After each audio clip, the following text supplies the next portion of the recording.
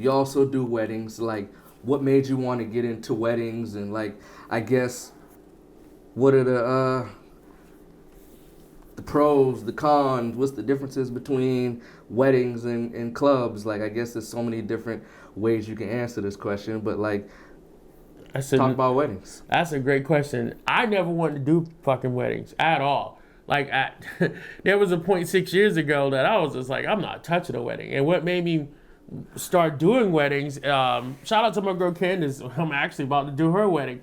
We were working at this place, corporate job. I was in radio still. And she said, hey, there's this company that needs wedding DJs. And I was like, okay, cool. I won't name the company, but I applied and got the gig. Now, what initially made me want to do it is that my first residency, Marcus Street Saloon, was a huge bachelorette hotspot. Right. And Charleston is still one of the top places in the country for bachelorettes to come.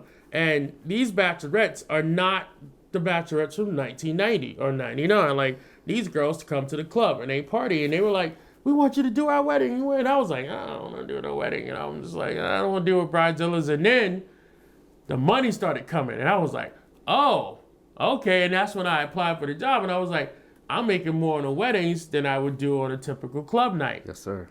At the time.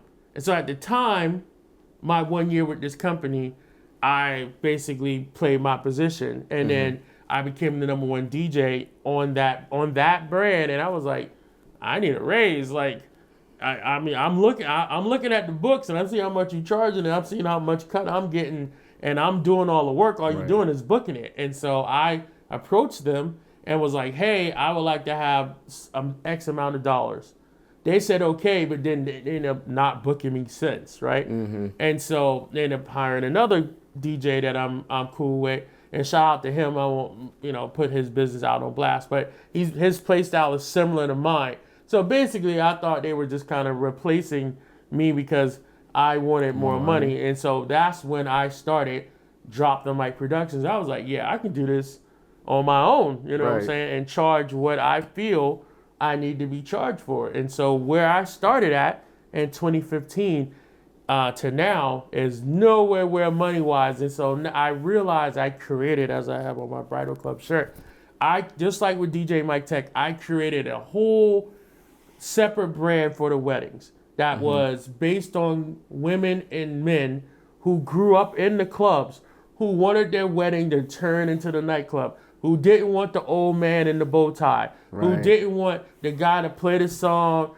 stop, played another song. They wanted mixing, they wanted scratching, they wanted the horns, they wanted cuss words.